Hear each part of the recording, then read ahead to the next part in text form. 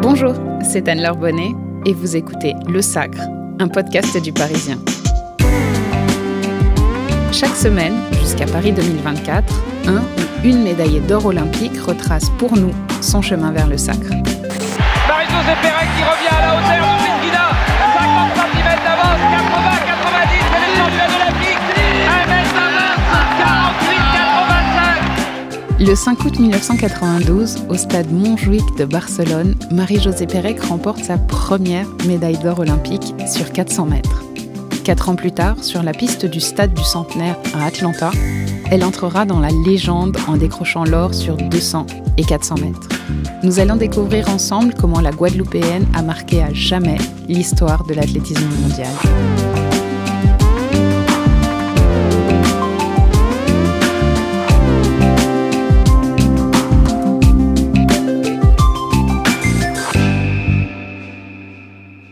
Marie-Josée Pérec, bonjour, merci de m'accueillir chez vous à Paris, dans votre appartement.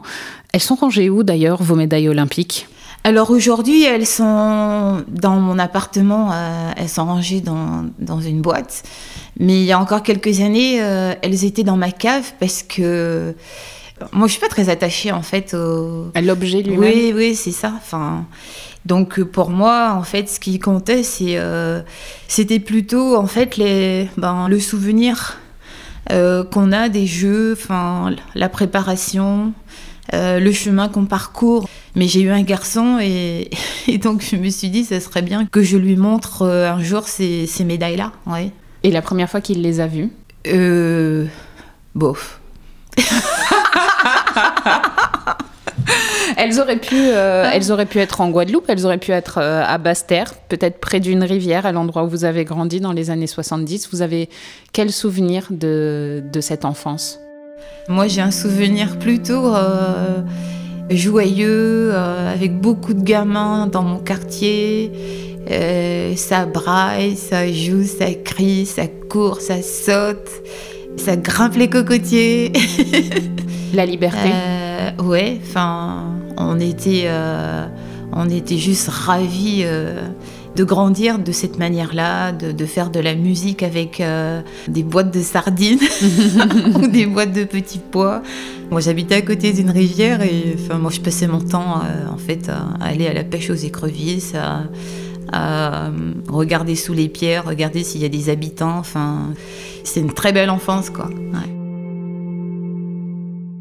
Et puis, Marie-Hélène Soile va modifier ce quotidien. Nous sommes en 1984, vous avez 16 ans, vous êtes au lycée, elle est professeure d'EPS et elle vous fait courir un 60 mètres. Oui, c'est ça, et on a un cours de EPS et moi je cours et mes camarades aussi. Mais en fait, elle regarde son chrono et se dit « mais il est cassé ou il a pas fonctionné, j'ai mal pris ». Et elle veut que je recommence et puis moi j'ai pas très envie parce que j'ai pas envie de me faire remarquer. En fait à ces âges-là, on a plutôt envie d'être comme les autres, donc c'est vraiment surtout qu'on vous voit pas trop. C'est ouais, ça. Et puis je suis très grande. Je mesure 1m75, donc je suis très très grande par rapport en fait aux autres. Et donc en fait je refuse presque de le faire, mais elle est assez convaincante parce qu'elle me dit « Bon, écoute, si tu le fais pas, je vais voir ta grand-mère. » Et puis nous, on était quand même assez... mes parents, ma famille, c'était quand même assez sévère. Ils étaient commerçants et on devait marcher vraiment droit. On avait une éducation quand même assez stricte. Et là, je lui dis non, madame, écoutez votre truc là, je vais vous le faire parce que... Pas de problème, mais surtout vous en parlez pas à ma grand-mère. Ouais, n'allez pas la voir, ça reste entre nous et donc ça confirme que je cours vite et ça y est, quoi, c'est parti. Cette dame, elle vient me chercher chez moi, on fait une première compétition.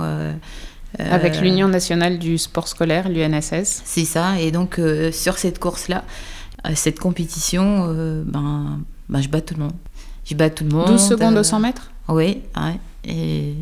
Dis donc, pour quelqu'un qui n'a jamais couru. C'est très rapide, ouais.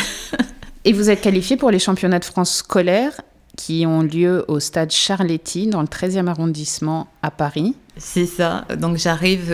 y a tout le monde qui me regarde à cette compète parce que je suis carrément arrivée comme ça. Donc les gens se posent des questions, mais c'est qui cette énergumène? Elle vient d'où, cette extraterrestre? On l'a jamais vue, elle est pas en sport-études, elle est nulle part. J'étais pas dans un club non plus d'athlètes.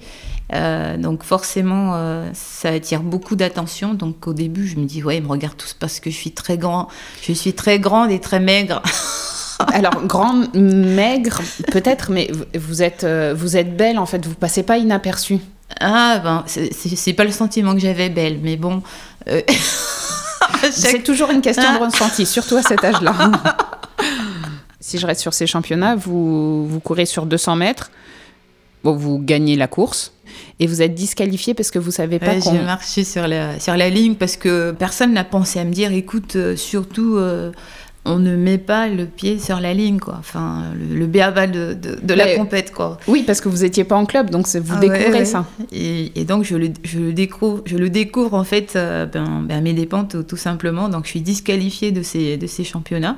Mais par contre, tout de suite, on m'explique qu'il faut m'inscrire dans un club, que je vais repartir en Guadeloupe, mais que dans un mois, je pourrais revenir faire des championnats de France avec la Fédération française d'athlétisme, ce qu'on fait. Et puis, ça y est, ma carrière, elle est lancée. Alors, elle est lancée. Disons qu'elle ne va pas être tout à fait linéaire. Ils en disent quoi, vos parents, quand vous dites je vais quitter la Guadeloupe, puis je vais en métropole, je vais faire de l'athlé? Parce que s'ils étaient un peu sévères, ils ont dû dire mais qu'est-ce qu'elle raconte? Ma mère, elle me dit mais tu te rends pas compte Paris, non mais il fait super froid, mais jamais tu vas supporter. En plus, tu es toujours dans nos jupes là. On ne te voit pas partir toute seule. Et tu t'accroches à nous comme une sangsue. Et donc, en fait... Et pourtant, vous partez. Ouais, je vais aller à Paris, ça me fait rêver. Et puis moi, j'ai toujours rêvé de voyager très loin. Donc, je profite vraiment de cette occasion, quoi, pour m'échapper de la Guadeloupe.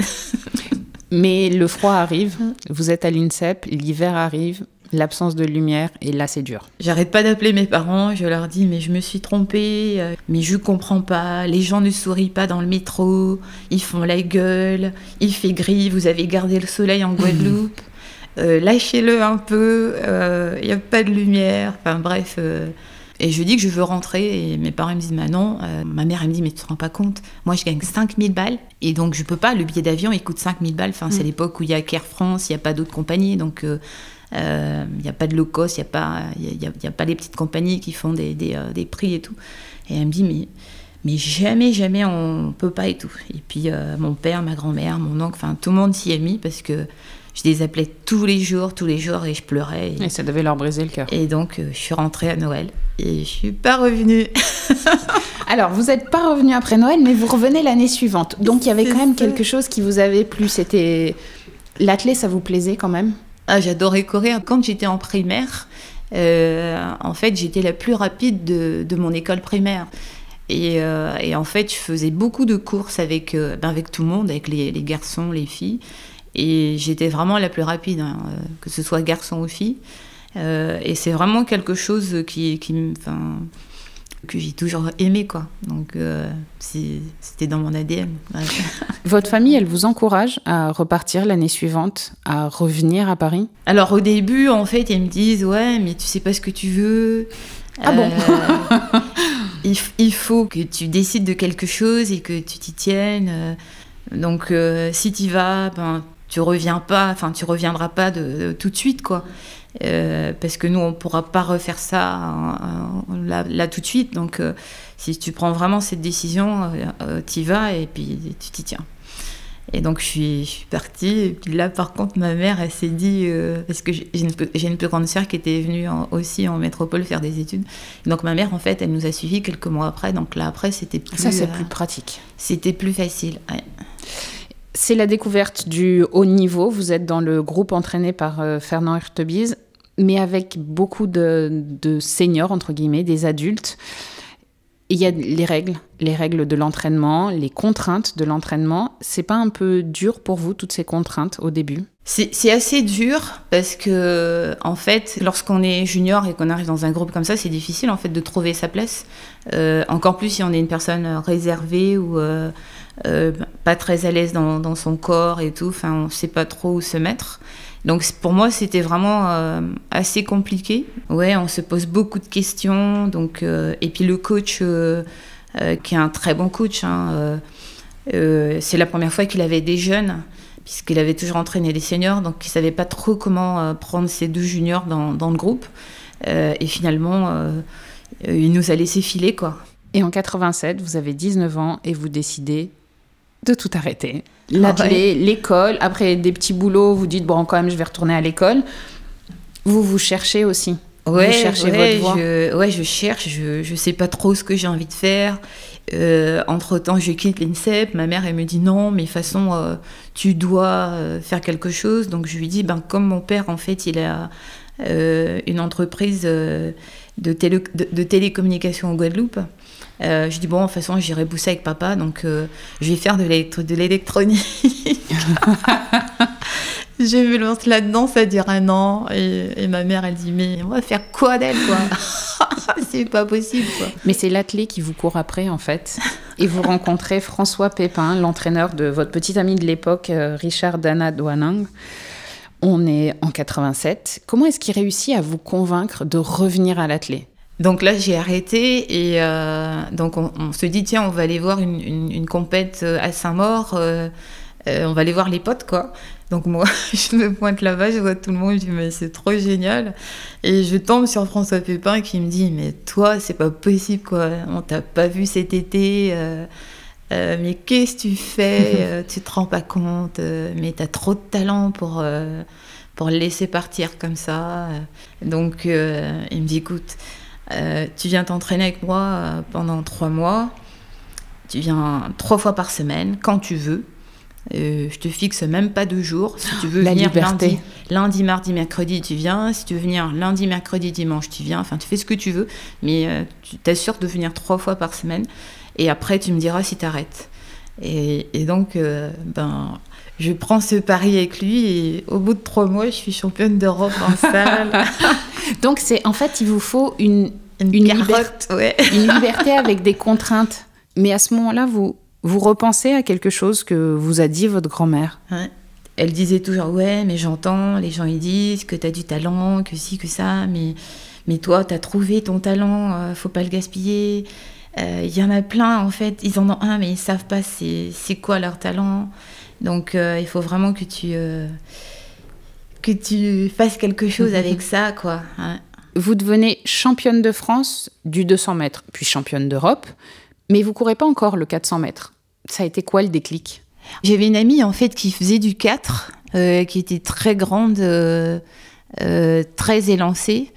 Et en la voyant courir, je me disais, cette distance, elle est faite pour moi. Malheureusement, le coach avec lequel j'étais m'avait dit, mais t'as vu ta carcasse, en fait, mais elle va pas suivre. Enfin, t'es pas prête, en fait, pour cette distance-là. Et j'avais décidé que j'allais faire le 400, qu'ils le veuillent ou non, et que si mon club n'était pas content, ils auraient ou 0 point, puisque ça voulait dire que je courais pas, le 200. Et en fait, c'est comme ça que j'ai pu faire mon premier 4. 1 an plus tard, on est en 88, vous battez votre premier record de France sur 400 mètres. Vous avez 20 ans, à peine 2 ou 3 ans d'athlétisme dans les jambes. Et vous découvrez les Jeux. Vous découvrez les Jeux à Séoul et un homme notamment, Carl Lewis. Donc j'arrive à Séoul, j'ai 20 ans et en fait la majorité des jeunes filles, en fait, on est toutes amoureuses de Carl Lewis. On le trouve beau, il court bien. Et donc moi je me retrouve assise sur un banc à l'échauffement à côté de lui.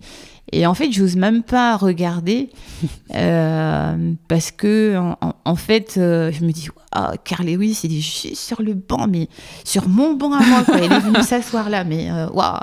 Et j'ose à peine regarder parce que c'est juste. C'est Carl Lewis. Oui, c'est intimidant. Et mais j'y arrive quand même, et puis je regarde en biais comme ça, et là je vois qu'il a plein de boutons, et je dis mais non, mais c'est pas possible et tout. Un mythe s'effondre. C'est trop quand on a 20 ans, qu'est-ce qu'on est con. Et lors de la cérémonie de clôture, à la fin, il y a écrit « Rendez-vous à Barcelone. Ce sont les Jeux suivants, en 1992. Et là, vous avez le sentiment à ce moment-là de prendre un rendez-vous, vous aussi, avec Barcelone 92 ? Donc sur ces Jeux, je fais les quarts de finale. En fait, je suis blessée, mais en fait, à la cérémonie de clôture, je regarde en fait ce panneau lumineux qui dit See you in Barcelona. Et là, je me dis mais c'est juste incroyable. Ça fait 1 an que je m'entraîne à peine. Je suis au jeu, je fais les quarts de finale. Tout le monde dit que je suis super douée. Et je dis mais là, en fait, je dois vraiment me prendre en main. Et je dis dans 4 ans, je reviens et je gagne.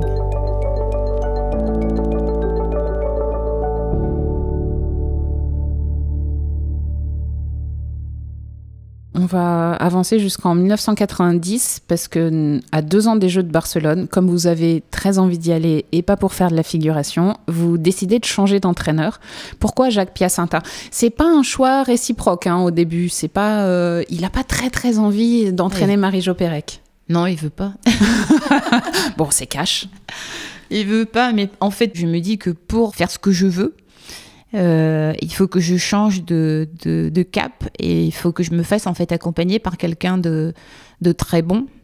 Et donc, le meilleur coach en France, c'est Jacques Piacenza. Il n'a pas très envie de me coacher parce Pourquoi ? que j'ai une réputation de quelqu'un qui a sa tête, qui fait ce qu'elle veut. J'ai pas une super réputation. J'ai mes casseroles que je traîne. Mais donc, un talent immense. Ouais. Donc le DTN de l'athlé l'appelle, Serge Bord, et il lui dit ouais, il faudra que tu la prennes dans ton groupe et tout. Et donc il me donne rendez-vous. Donc je me renseigne encore un peu plus sur lui. Et on me dit tu sais ce gars-là, quand il t'a donné rendez-vous à 16h, à moins le quart, si t'es pas là, rendez-vous, lui il est parti. Je dis quoi, un quart d'heure avant, c'est pas l'heure? Il me dit ben justement, alors arrive à 15h30. Donc je me pointe à 15h30 et donc il attendait. Il attendait et puis il m'emmène faire un jogging dans les bois de Boissy-Saint-Léger et il savait pas que j'étais la reine du jogging, quoi. Et donc on part, on fait un footing, il commence à parler, on échange et tout, et au fur et à mesure il accélère et je me dis mais qu'est-ce qu'il fait le coach là? Et moi je le prenais pour un vieux monsieur. Et donc je me dis mais lui il va se faire atomiser là s'il continue, et donc j'accélère et je peux encore parler, et donc à un moment je l'ai grillé, quoi. Il peut plus parler, il peut plus.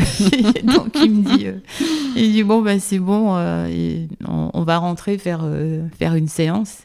Et là dans ma tête je lui dis ouais, c'est bon, ça y est, je pense que je lui ai montré ce que j'avais dans le ventre, quoi. Et ça change votre vie, votre façon de vous entraîner, parce que là, il n'y a plus d'entraînement à la carte. Non. Là, c'est sévère.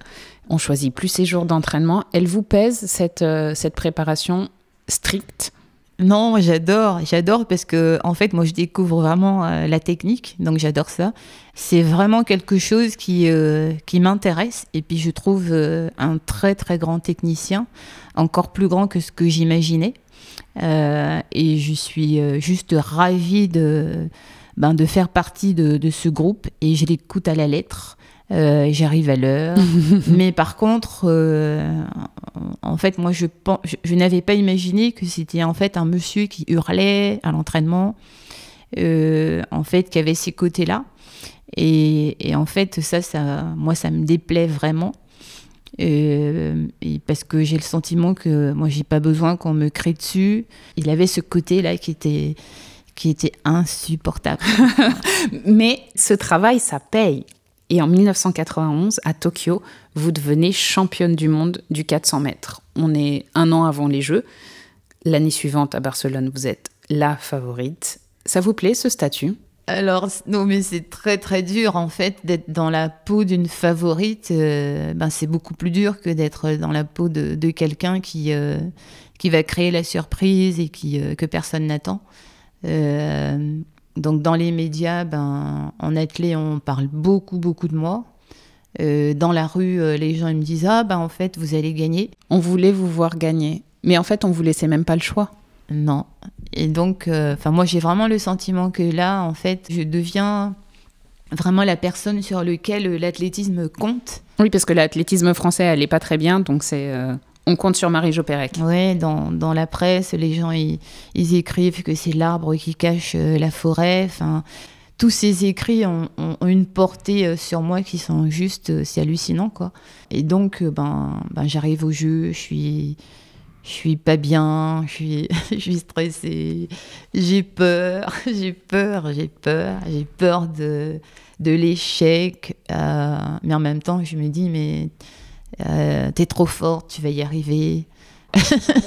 On est le mercredi 5 août 1992, stade olympique de Montjuïc à Barcelone. Elle s'est passée comment, cette journée du 5 août avant la course ? Déjà le soir, en fait, j'arrivais pas à dormir, donc je suis allée sur le port pour manger une pizza. Une pizza la veille du 400 mètres, la veille de la finale olympique. Ça fait plus rien. En tout cas, moi, je conseille ça à tout le monde. Enfin, en fait, le dernier jour, on peut faire ce qu'on veut, hein. Bon, on va pas se saouler quand même. Mais... non, quand même pas. Mais je crois que c'est pas une petite pizza et un verre de coca qui changerait la donne, quoi. Elle arrive quand, la peur ? En fait, elle est là, mais le fait d'avoir le cerveau qui est sur d'autres choses, en fait, c'est insupportable, mais on arrive à le supporter. Je vois. Jusqu'au moment où vous rentrez sur la piste, quand vous êtes dans les starting blocks, il se passe quoi ? Je suis derrière mon starting block. Marie-Josée Pérec, couloir numéro 5. Et mon cœur, il bat tellement fort que j'ai l'impression qu'il va sortir et qu'il va se sauver tellement il est... j'arrive même plus à respirer, quoi. Et en fait, c'est terrible. On n'a jamais ça dans sa vie de tous les jours. Jamais, jamais, jamais. Et donc, à un moment, je dis, quoi en plus ? Ils sont tous en train de me regarder en Guadeloupe. Marie-Josée Pérec au couloir numéro 5. Ses adversaires sont partout. Je dois pas me planter et en fait, je suis la voix de ces gens et je dois pas passer à côté, je dois pas décevoir et je dois pas ci et je dois pas ça. J'ai fait une course assez moyenne. Au début, je prends beaucoup mon temps. Départ moyen de Marie-Josée Pérec qui a eu un mal fou à trouver ses premières foulées. En fait, je regarde un peu ce qui se passe en fait sur la première ligne droite. Et en fait, j'attends. Et je sais que je dois sortir en tête après 300 mètres. Il ne faut pas que Marie-Josée Pérec se contracte parce qu'elle ne va pas rentrer en tête dans la ligne droite. Je ne sors pas en tête.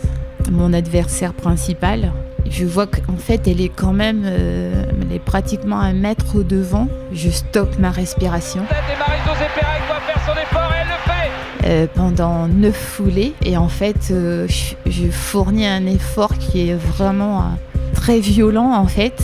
Et au bout de ces 9 foulées, en fait, je la rattrape. Marie-Josée Pérec qui revient à la hauteur de Prisguina. Je souffle un peu et je finis la dernière ligne droite. 50 cm d'avance, 80, 90, c'est les championnes olympiques. 1 mètre d'avance, 48, 85. Record de France et surtout titre olympique. Marie-Josée Pérec a réussi son pari. Elle n'a pas déçu ce qu'elle nous annonçait depuis des mois et des mois, depuis Tokyo. Elle a tenu en un tour de piste avec un petit sourire derrière. Elle est venue coiffer toutes ses rivales. Elle est épuisée maintenant, mais ses yeux brillent, ses yeux sourient, ses yeux irradient de lumière. Marie-Josée Pérec, championne olympique, tous les Français sont debout.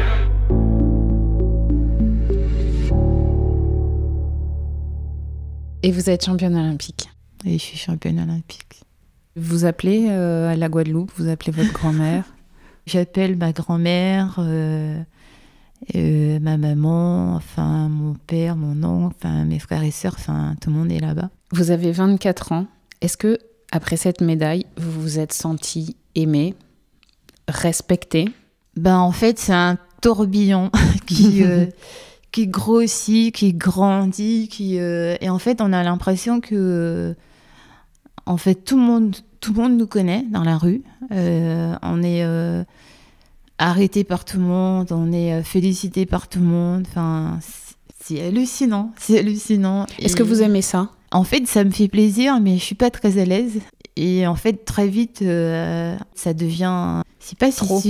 Oui, c'est c'est ça. c'est tous les jours, quoi. En fait, c'est pas genre j'appuie sur le bouton, je peux en avoir, et puis j'appuie sur le bouton, ça s'arrête, quoi. C'est tout le temps, quoi. Comment on fait dans les semaines qui viennent, dans les mois qui suivent, pour repartir ? On a envie de marquer l'histoire, on se dit je l'ai fait, je vais le refaire.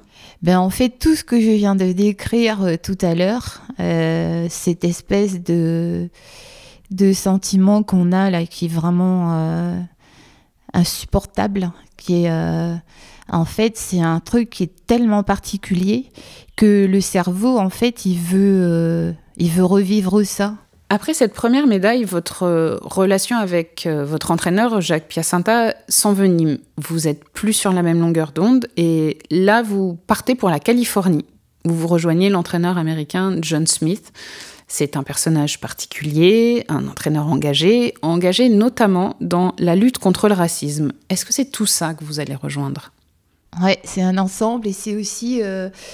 ce monsieur que j'ai vu en fait en finale des Jeux à Barcelone, quand mon coach était super stressé, que lui en fait il était en train de swinguer avec son Rockman sur la tête, avec ses athlètes autour de lui, et en fait en les regardant, je m'étais dit mais qu'est-ce que j'aimerais gagner comme eux, quoi, dans la décontraction, Et là, j'ai tout fait pour qu'il puisse m'entraîner. Et en fait, il disait non, il n'avait jamais entraîné de femmes, donc il voulait pas. Il disait qu'il avait que des hommes dans son groupe. Et donc un jour, j'ai pris un billet d'avion et je me suis pointée à Los Angeles. Et j'ai appelé un agent. On sent bien la femme décidée là. Et j'ai dit je suis à Westwood, est-ce que je peux vous voir? Et il a dit je comprends pas ce que tu me veux, alors comme t'es là, viens faire une séance demain. Et quand je suis arrivée à cet entraînement, il nous a donné à faire une séance avec les garçons que je connaissais du circuit, toutes les personnes qui connaissent l'athlète connaissaient ces garçons. C'était un groupe de dingos. On a fait une séance et j'ai tué la séance. Et ça m'a permis d'intégrer ce groupe et yes. On y est à ces Jeux Olympiques d'Atlanta qui s'ouvrent le 19 juillet 1996. Et vous arrivez à Atlanta en tant que championne du monde et championne olympique en titre. C'est lourd à porter tout ça. Ouais, mais en fait la pression elle monte vraiment. Mais au départ du 400 mètres par exemple, en fait moi j'avais vraiment le sentiment que rien ne pouvait m'arriver.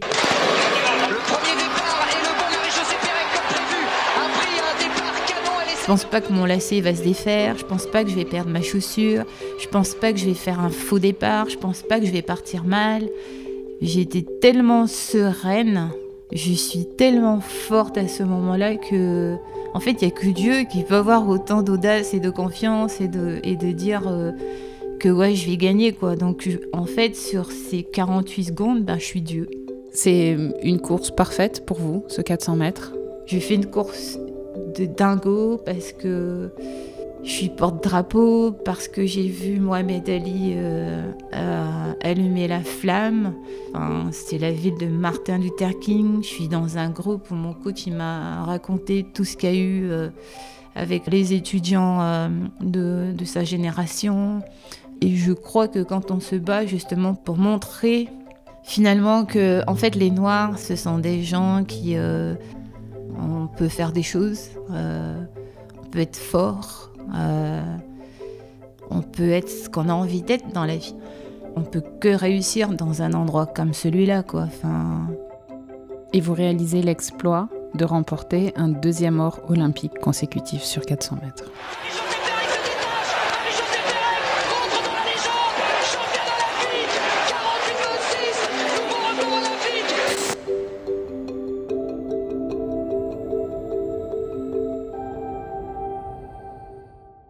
C'est un soulagement, c'est une fierté, c'est une joie, c'est une folie, c'est tout ça. C'est tout ça. Et j'ai le sentiment d'avoir accompli mon boulot, quoi. Parce que c'est un boulot, c'est un devoir. Oui, c'est ça. Mais c'est pas fini. Non. Et vous ne pouvez pas complètement décompresser, vous pouvez pas... parce qu'il faut penser aux 200 mètres qui arrivent. Il reste que quelques jours. On enchaîne sur les séries. Vous ne vous dites jamais que vous prenez un gros risque? Parce que là, vous êtes tout en haut. Vous êtes double médaillée d'or olympique sur 400 mètres. Non, parce que c'est pas suffisant. C'est pas suffisant. Et en fait, je sais pas, tous les combats qu'il y a eu avant, les gens ne se sont jamais arrêtés. Moi, j'ai fait que courir, quoi. J'ai fait que courir. C'est rien, courir. 5 jours se sont écoulés entre votre titre sur 400 mètres et ce jeudi 1er août 1996, quand vous vous présentez dans le stade du Centenaire d'Atlanta pour le 200 mètres, la finale du 200 mètres. C'est la course de votre vie. Moi, j'y crois jusqu'au bout et je suis sûre que ça doit se passer. Mais pourtant, 1 heure avant, c'était pas le cas. Les démons étaient revenus? Oui, 1 heure avant, parce que c'est pas ma course. En fait, je fais une petite crise d'hypo. Donc pendant 1 heure, je suis sans énergie, je suis pas bien. Je fais un petit malaise, quoi, presque. Et je dis à mon coach, mais je pensais pas que c'était comme ça. Mais je suis vidée. Mais il me reste plus rien. J'ai plus de jambes. J'ai plus rien. Je suis vidée. Mon corps, il pourra plus rien donner. Et mon coach, il me dit, go enjoy. Amuse-toi, Marie, fais ce que tu peux et amuse-toi. Et rappelle-toi, tu seras dernière après 120 mètres de course. Il me dit ça. Et je dis, waouh, et je pars. Et la course, elle se déroule comme ça, quoi. Je fais un départ correct.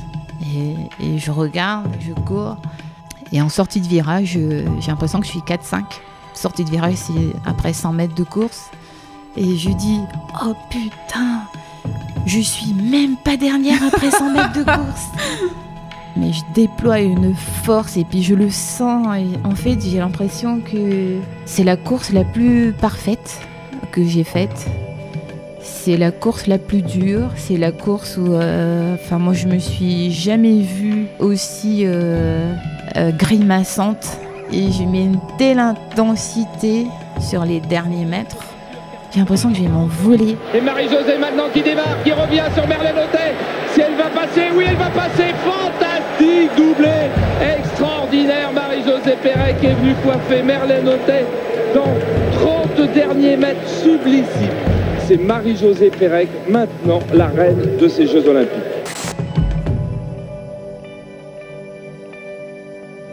À partir de ce jour-là, vous pouvez mettre autour du cou 3 médailles olympiques. Vous avez le sentiment que vous êtes entré dans la légende du sport? Ouais. Ouais, quand même. Mais déjà parce que personne n'a gardé sa médaille d'or olympique sur 400 mètres, parce que vous venez de réaliser le doublé, 200-400, et que vous êtes une légende. Mais c'est dur de se dire ça, mais tout le monde me dit bravo, félicitations. En fait, les Noirs, ils me disent merci. C'est pas pareil. Et je me dis, mais waouh, en fait, tout ce que j'avais dans la tête, ils l'ont perçu. Et je trouve ça fabuleux. Merci beaucoup, Marie-Jo Pérec. Plaisir.